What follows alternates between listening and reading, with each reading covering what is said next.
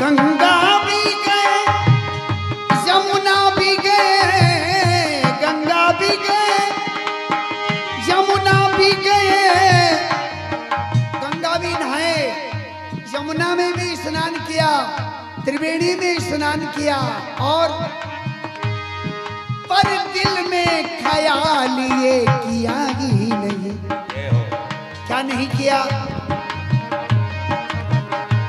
तन को धोया, शरीर तो खूब धोया मसल मसल कर गंगा जी में, नाक पकड़ के हर हर गंगा खूब डुबकी मारी। तन को धोया मगर मन को धोया नहीं।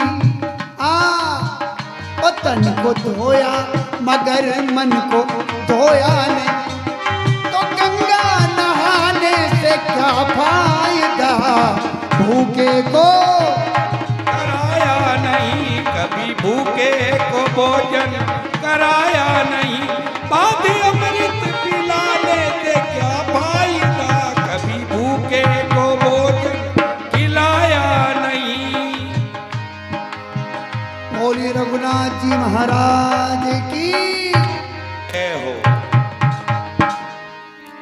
तो सबसे बड़ा दान अन्नदान। तो देखिए आप,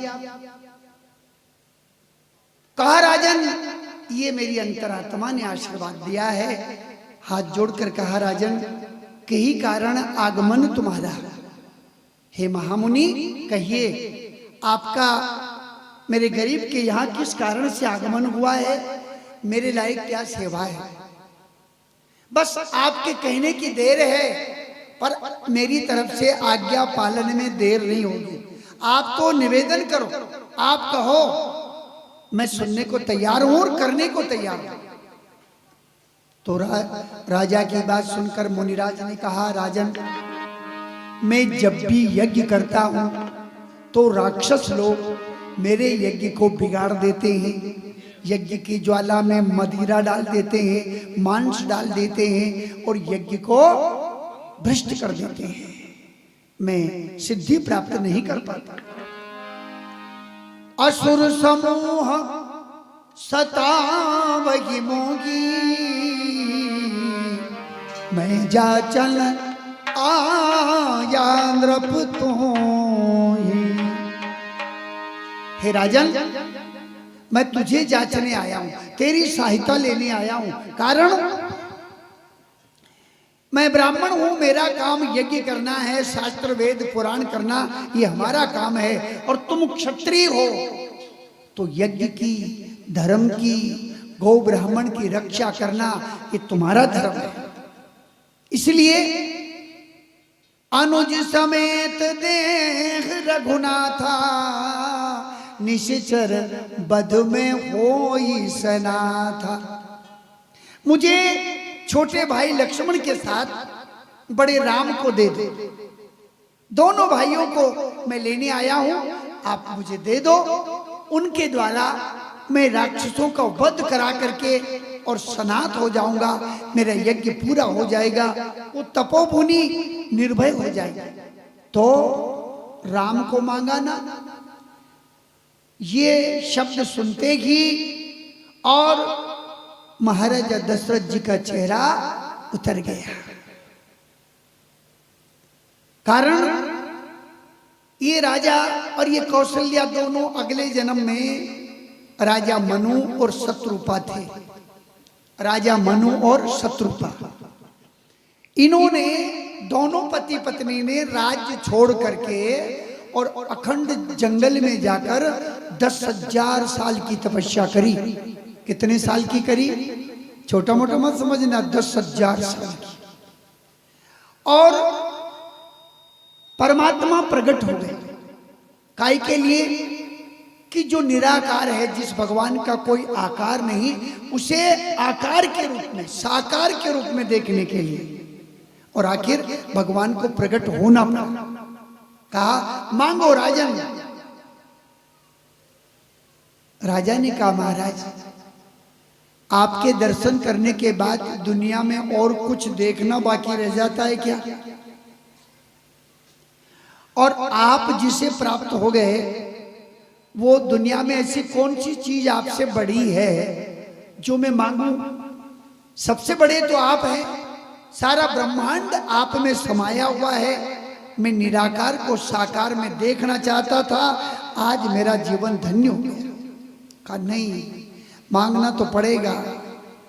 राजा ने कहा ठीक है, आप देना चाहते हैं ना, तो आपसे क्या छुपाऊं? चाहे वो तुम्हार समान सुत प्रभु सन कवन दुरा। मुझे आप जैसा बेटा चाहिए, आपसे क्या छुपाऊं? भगवान ने कहा मैं मेरे जैसा बेटा कहां से लाऊंगा? सारे ब्रह्मांड में अकेला मैं ही हूं।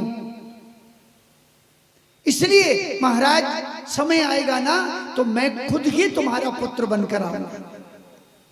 भगवान की नहीं, आप जैसे भी अकेले आप ही है पूरे ब्रह्मांड में। ये मत समझना कि हमारे जैसे कि 5-25 और होगा दुनिया में। और ये शकल नकल की बात तो छोड़ो, जो आपके पास उंगली है ना, ये 10 ही उंगलियां, ये निशान जो अपनी उंगली में है नी, सारी धरती पे और कोई की उंगली में नहीं। विचार करो, जो अपनी उंगली में निशान है, अगर सामने वाली के में भी होते ना तो अपना गांव कदी का लोग खड़ा ले जाते, नहीं खड़ा था। अंगूठी लगाकर जो पैसे मिलते हैं ना, वो जो देने वाला ने वो अंगूठो लगा लगा सबड़े पैसा खाड़ खोलिया भर लेते। पर आपकी आंगली टकेगी यदि मशीन कहेगी कि सही है, वही आदमी है जिनने पैसा डालिया। देख लो आप, है शरीर की बात तो छोड़ो, अपनी उंगली भी दुनिया में दूसरे की नहीं।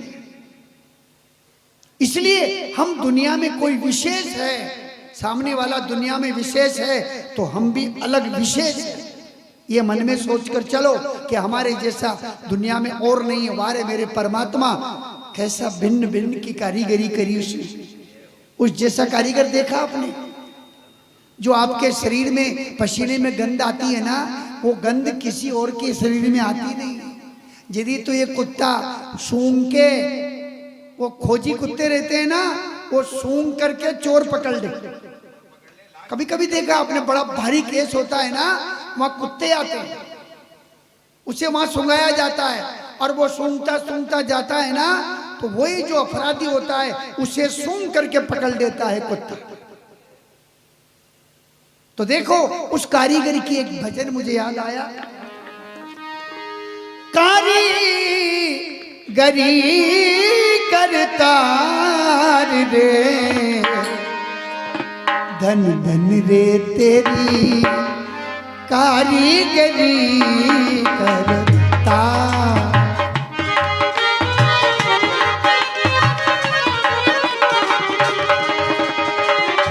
कारीगरी करतार रे, धन धन रे तेरी कारीगरी करतार। कारीगरी करता। और देखो कारीगरी,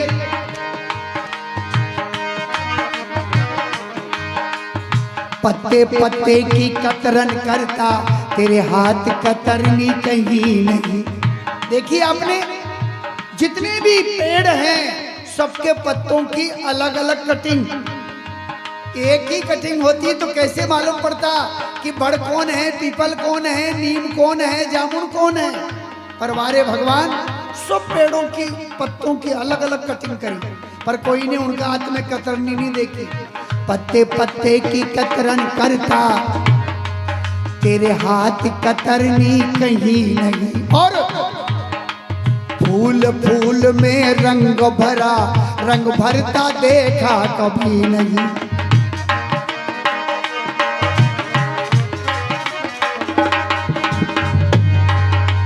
फूल फूल में रंग भरा, रंग भरता देखा कहीं नहीं।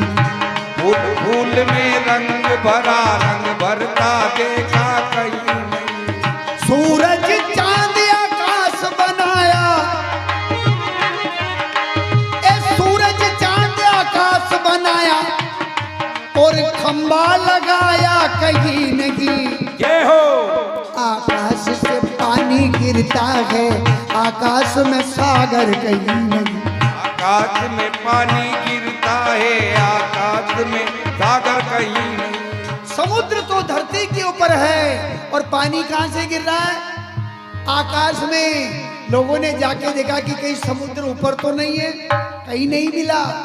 आकाश से पानी गिरता है, आकाश में सागर कहीं नहीं। गिरता है आकाश में सागर कहीं नहीं। और एक और देखो कारीगरी, क्या चोला बना दिया अपना। एक कुर्ता सिलाने जावे तो 100 जगह कटिंग, 100 जगह सिलाई होती है।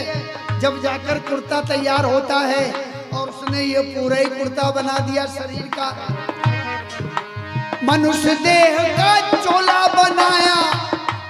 हाँ, अरे मनुष्य देह का चोला बनाया और टाका लगाया कहीं नहीं। धन धन रे तेरी कारीगरी करता।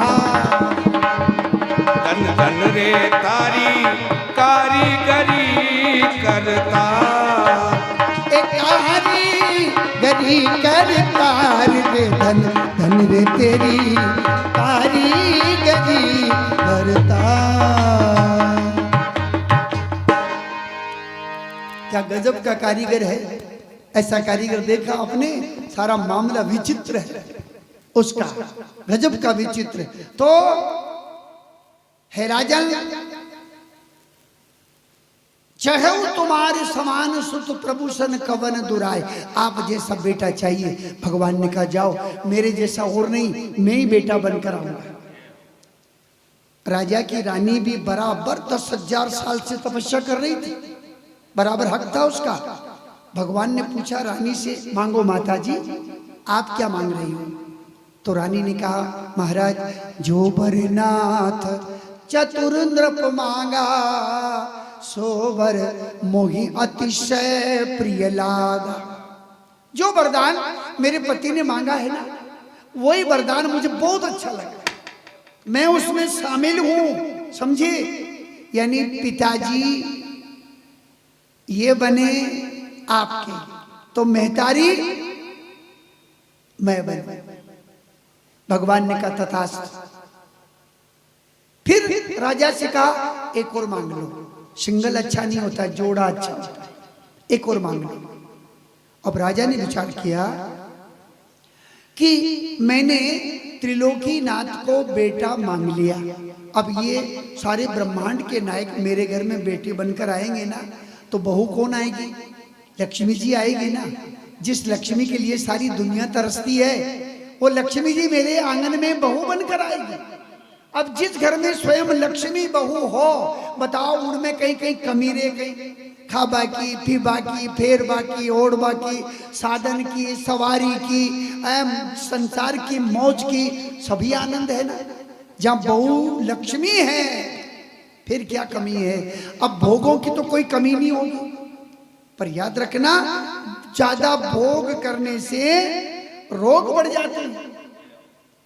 अधिक भोग भी रोगजन्य है।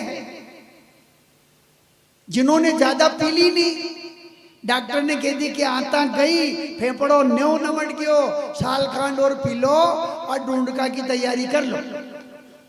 समझ गए ना? जिनने ज्यादा खा गया नहीं, उनके की कर डकरा हरी खातिर नौनी जरे कि अंदाज से ज्यादा क्यों खायो। जो घी ज्यादा खा गया ना, उसको डॉक्टर ने कह दिया यो ब्लड प्रेशर हो गयो था के अणी नेव बंद कर दो, चीकणियों चोपड़ियों बचना हो। तो कोई मीठा ज्यादा खा गया ना तो डायबिटीज हो गया, डॉक्टर ने कह दिया तुम्हारे शुगर हो गई है। अभी जिणीगर नहीं जावे का अच्छा तो बना दो पर शक्कर मत लाग जाओ। कहो क्यों नहीं लाके शक्कर? अब ठेला ज्यादा पी गया और क्यों नहीं लाके? ज्यादा नहीं पीता, शक्कर हिसाब से खाते तो डायबिटीज की बीमारी नहीं होती। अब जिंदगी भर खाओ बोलिए। इसलिए कहा है कि अति सर्वत्र वर्जित, कोई भी काम है ना उसमें सीमा से बाहर नहीं होना। सभी चीज अपनी दायरे में, अपनी सीमा में होना, ताकि कोई विकार का सवाल ही पैदा नहीं हो। तो राजा ने सोचा मेरे घर में भोग की कमी नहीं, और ये भोग नरक में भी पहुंचा सकता है। काम, अर्थ, धर्म, काम और मोक्ष। अर्थ लक्ष्मी मांग ली, कोई कमी नहीं, पर धर्म की मर्यादा में रख करके। घर में लक्ष्मी आवे तो धर्म की मर्यादा में उसका खर्चा करो। और काम, भोग, भोग करना कोई मना नहीं है, भगवान ने जो दिया खाओ पियो ऐश करो, पर मोक्ष का ध्यान रखते हुए। ऐसा नहीं हो जाए कि भोग के चक्कर में मोक्ष चली जाए, भगवान हमारे हाथ से छूट जाए। देखो, कराड़े बैठकर भोग करो और मौका है तो फुर्र से उड़ जाओ। एक बात बताऊं मैं,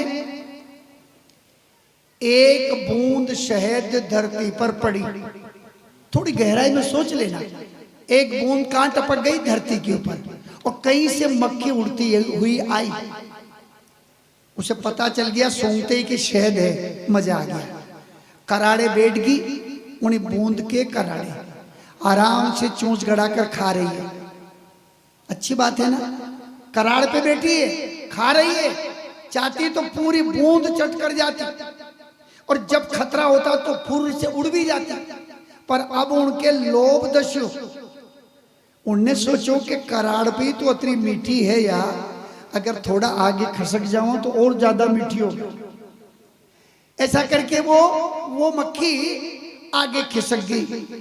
आगे खिसकते ही उनका पग मजा में मौत भूल गई। समझ गया नहीं आप?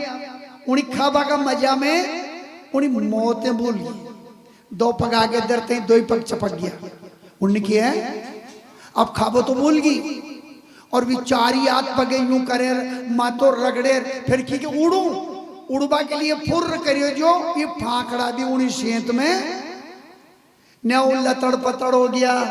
अब हाथ मले और सिर धुने, लालच बुरी बलाए। खाबो तो गयो बाढ़ में, अब तो गे भगवान जीव कसा बचे, कसा उड़ू, पर मरना ही पड़ेगा। ये की दशा उन्हीं मनक की है जो इन्हीं संसार का भोग में लथड़ पतड़ हो गयो। गहराई में उतर जाना। भोग भगवान ने दिया, करो भोग, पर खतरा हो ना, फुर्र से उड़ जाओ। और आप जो कभी आगे खसक गया नहीं, तो फिर तो बने ही मौत की मौत है, जैसा वह माखी मरी नहीं, इस तरह से मरना पड़ेगा। और के मर गया, अपनी आंखों के सामने मर गया। अति कर ली ना, गए काम से। लोगों ने समझाया, करे असो कहीं करियो, कहीं करूं तो हो ही तो क्यों, क्योंकि दो पग आगे दरा गया मुझे लोभ के माथे। तो यही दशरथ जी ने सोचा कि अब मुझे मोक्ष चाहिए, तो क्या मांग लिया कि भगवान आप मेरे पुत्र बनकर आओ, पर दूसरा वरदान ये चाहिए कि फणी बिन मणि जिमि जल बिन मीना, तिमि मम जीवन तुमर अधीना।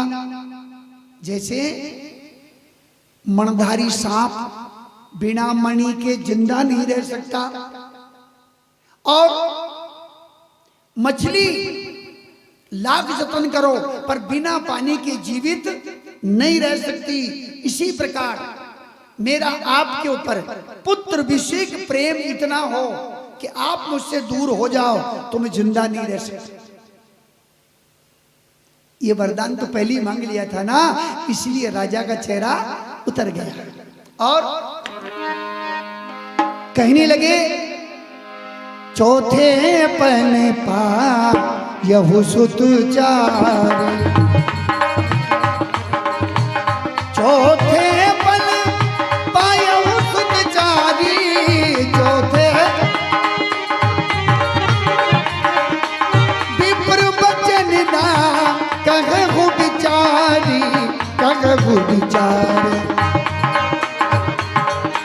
मांगहु भूमि देव धन को सा, मांगहु भूमि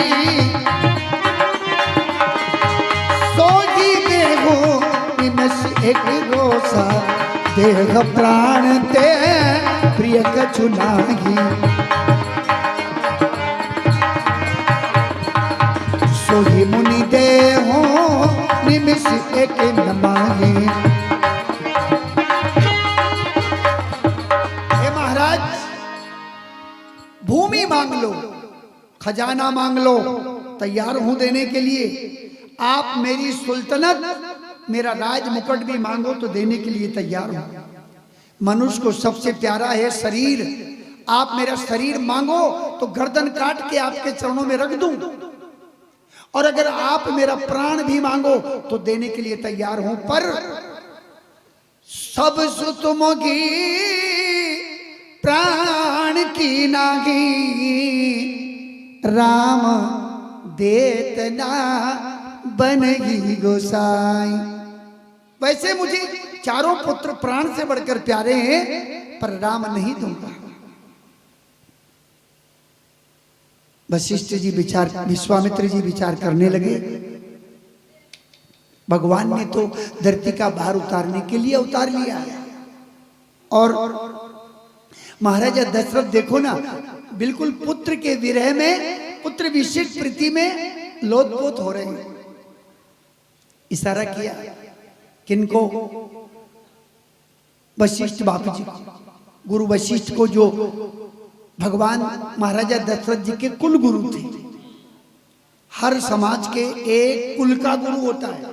वैसे जगत गुरु ब्रह्मा, ब्राह्मण सबके गुरु है, पर उनका एक ब्राह्मण उनकी कुल का, उनके खानदान का गुरु होता है।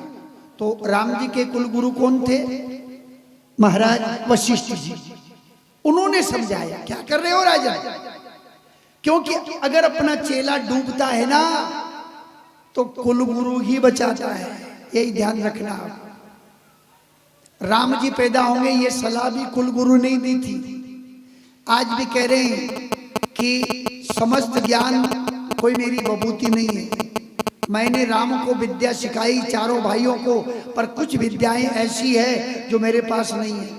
बला, अति बला की विद्या, जंगल की जड़ी बूटियों का ज्ञान, वो हमारे पास नहीं। इस कारण से आप राम को गुरुदेव के साथ भेजिए, ताकि बची हुई विद्या जो हमने नहीं दी वो विश्वामित्र जी से लेंगे। आखिर राम को दिया। राम लक्ष्मण अपने माता पिता को प्रणाम करके वहां से प्रस्थान करते हैं। गोरी श्याम गौर सुंदर दो भाई,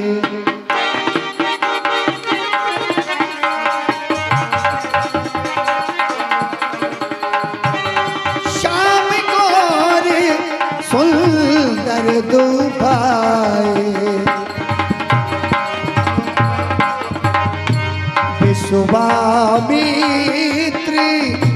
महानिधि पाई, विश्वामित्र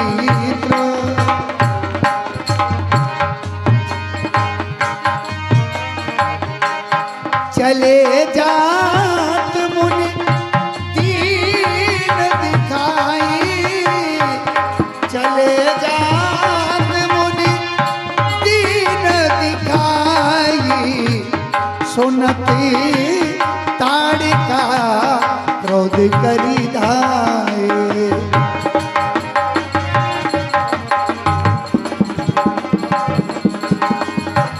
एक ही बाण प्राण हर लीना, एक ही बाण प्राण हर लीना, देन जान तही निज पद दीना, देन जान। बोलो श्री रामचंद्र भगवान की। गुरुदेव के साथ सांवली और घोड़ी, प्यारी जोड़ी चली जा रही है। देखो आप आगे एक बियावान जंगल आया। मानव गंध पाकर ताड़का नाम की राक्षस ने मुंह फाड़कर दौड़ी। गुरुदेव ने कहा राम समाप्त कर दो इसे। भगवान राम ने कहा गुरुदेव ये अबला है, हम क्षत्रिय के बालक है, स्त्रियों पर हाथ नहीं उठाता। बोले राम ये नारी के नाम पर कलंक है औरत पर औरतों के नाम पर कलंक है ये। सारी नारी जाति को लज्जित कर दिया इसने।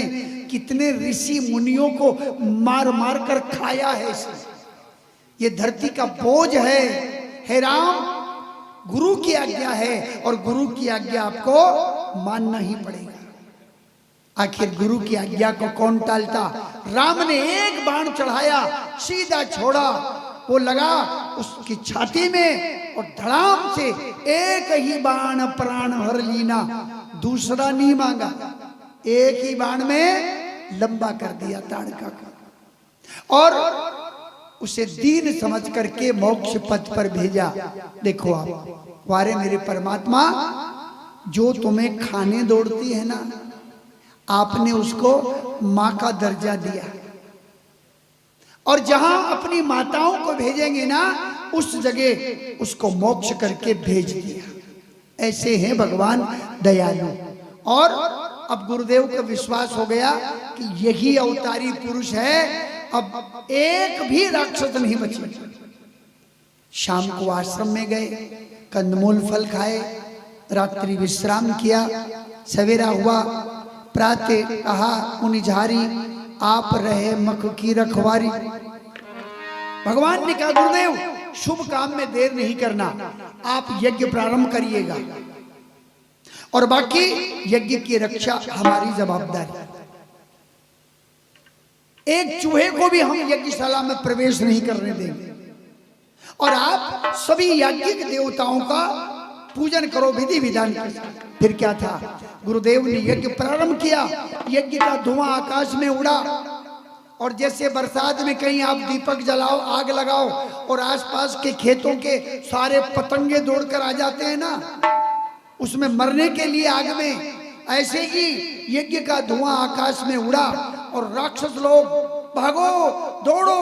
गुरुदेव ने यज्ञ प्रारंभ कर दिया। विश्वामित्र जी ने यज्ञ नष्ट करना है। ले सहाय धाया मुनि द्रोगी, ताड़का का बेटा जो है स्वभाव मारीच को लेकर, कई राक्षसों को लेकर, कोई पैदल पैदल और कोई सवारियों में और कोई आकाश में उड़ते हुए जब राक्षस आए तो भगवान ने ललकारा, खबरदार, जिंदगी चाहिए तो आगे पग मत धरना, नहीं तो एक भी जिंदा बचकर नहीं जाएगा। राक्षस हंसने लगे कि बड़े बड़े दिग्गजों को खा गए, तुम्हारी नरम हड्डियां हमारे कोई अपच नहीं करेगी। छोटे मुंह से बहुत बड़ी बात कर रहे हो लड़कों, अभी पता चल जाएगा जब तुम हमारे पेट में कच्चे ही आओगे तब। राक्षस आगे बढ़े और राम ने धनुष टंकोर की, धरती आकाश शब्दायमान हो गया। दसों दिशाओं में बाण भर गए, ऊपर बाण, नीचे बाण, दाएं बाण, बाएं बाण, जहां देखो बाण ही बाण। राक्षस कोई मात बचाता है तो हाथ कट जाता है, कोई हाथ बचाता है कमर कट जाती है। राम के बाण से 100 टुकड़े हो रहे हैं राक्षसों के, खून के फव्वारे छूट रहे हैं, मौत का बाजार गर्म हो रहा है, कट कट कर राक्षस धरती पर गिर रहे हैं और कायर लोग भाग खड़े हुए और अग्नि बाण मार करके और सुबाहु को खत्म कर दिया और भगवान मारीच को मारने लगे। पर याद आया कि ये आज नहीं, इसका नंबर फिर लगाएंगे। तो बिन फण बाण राम ते ही मारा, गाय सत जो जन सागर पारा।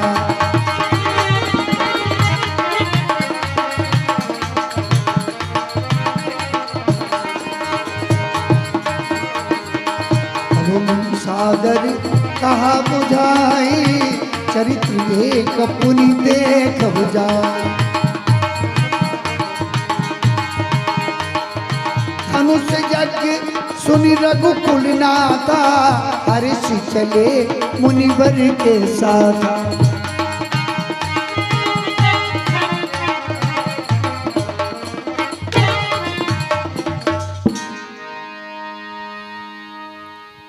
और भगवान राम बिना नोक का बाण मारा और मारीच को बहुत दूर फेंक दिया। बके राक्षस भाग गए, किसी ने कहा अभी इधर तो मुंह लेकर करवट लेकर नहीं सोएंगे। तपोवन सनात हो गया, साधु संत ऋषि मुनि भगवान की भक्ति में मगन हो गए। कुछ दिन रहे, एक दिन गुरुदेव ने कहा राम,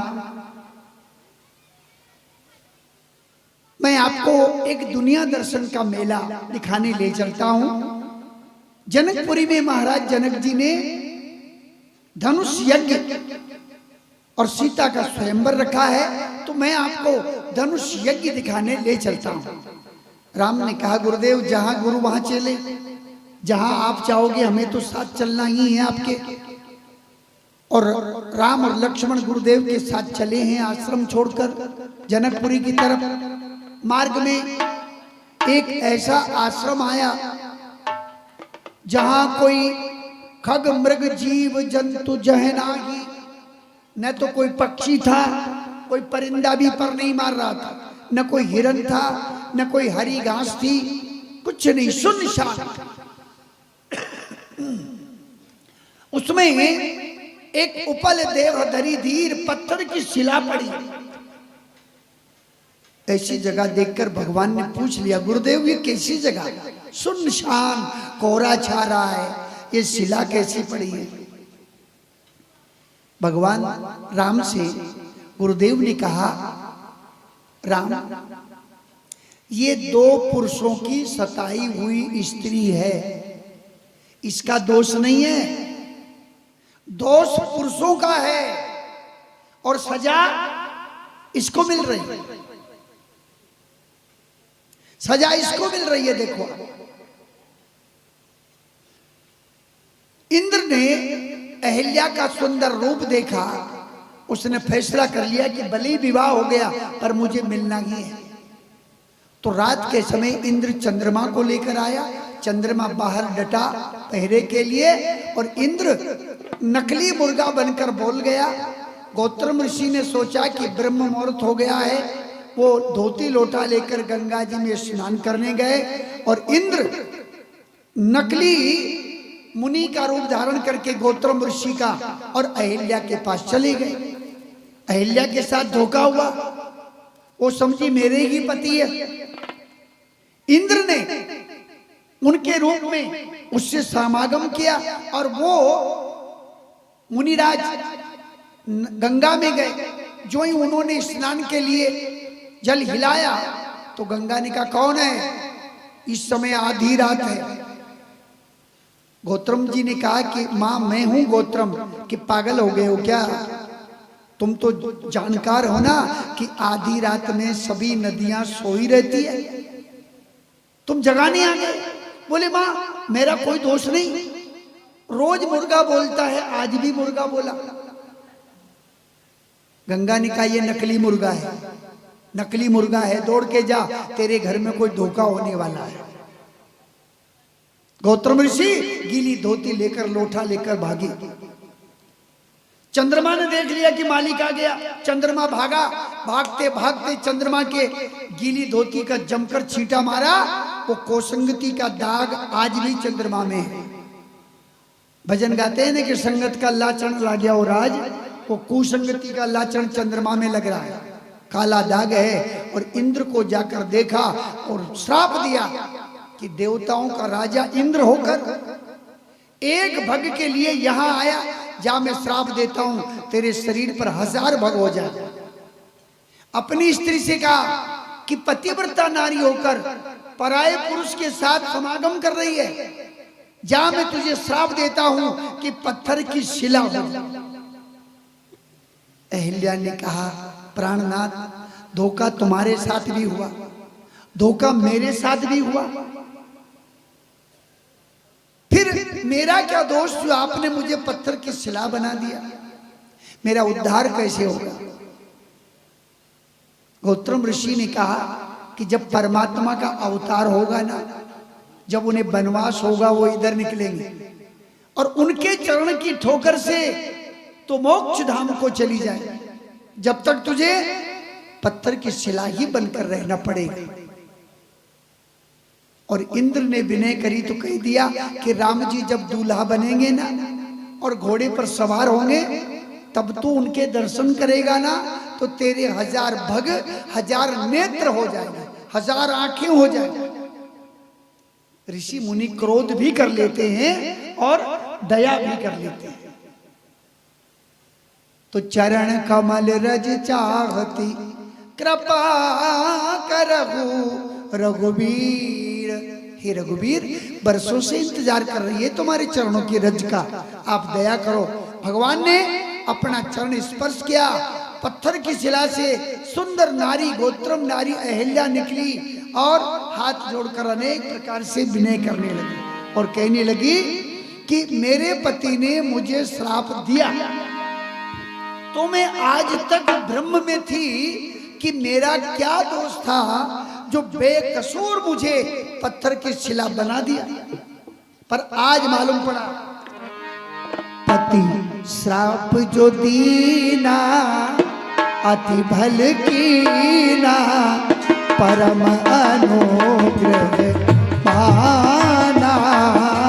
मुनि श्राप जो दीना अति भल कीना परम अनुग्रह में माना। देख ही भरी लोचन हरि भव मोचन अग गिलाभ शंकर जाना। मैं नारी पावन प्रभु जग पावन राम नारी रिपु सुखदाई राजीव विलोचन भव भय मोचन पाई पाई शरणागत की।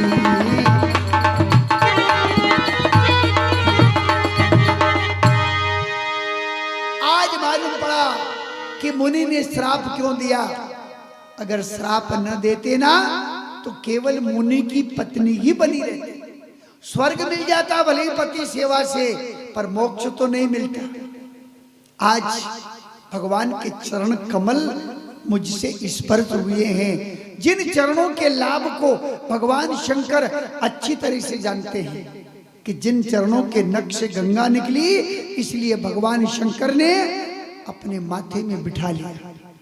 वही चरण आज मुझे मिल गए, मैं धन्य हो गई और परमात्मा की स्तुति करके मोक्ष धाम को चली जाती है।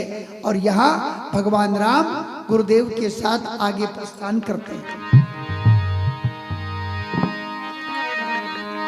कहाँ पहुंचे?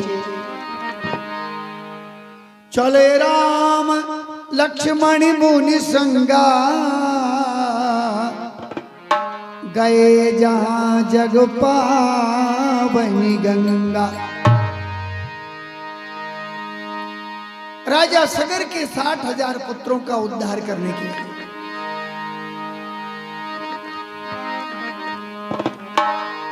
भागीरथ ने 10,000 साल तक तपस्या करी और गंगा प्रकट करी। आज वो कल धारा से मरे और जिंदे सबको तारती है। मानो तो मैं गंगा माँ हूं, ना मानो तो बहता पानी।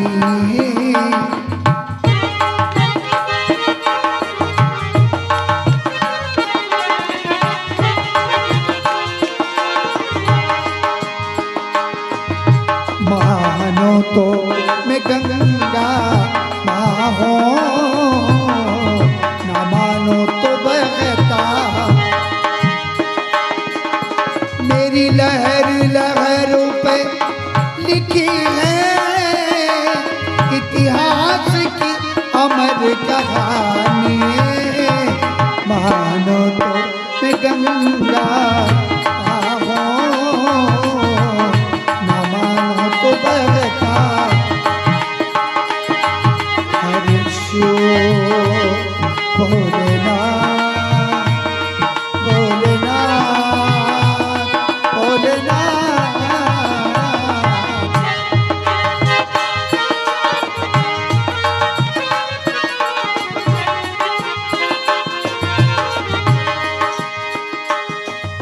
कोई वजू करे मेरे जल से, दुनिया में देखो आप, कोई वजू करे मेरे जल से, कोई मूरत को नहलाए, कोई मूरत को नहलाए,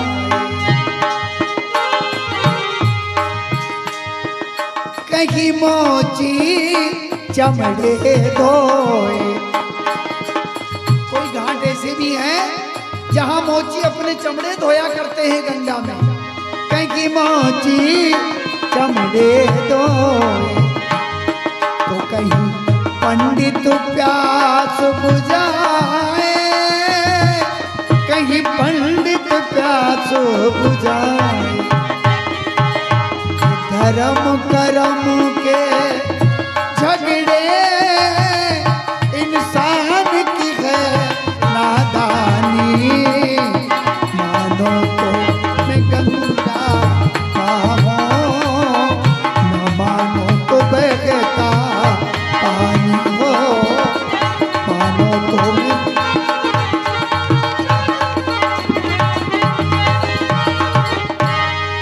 बोली गंगा मात की।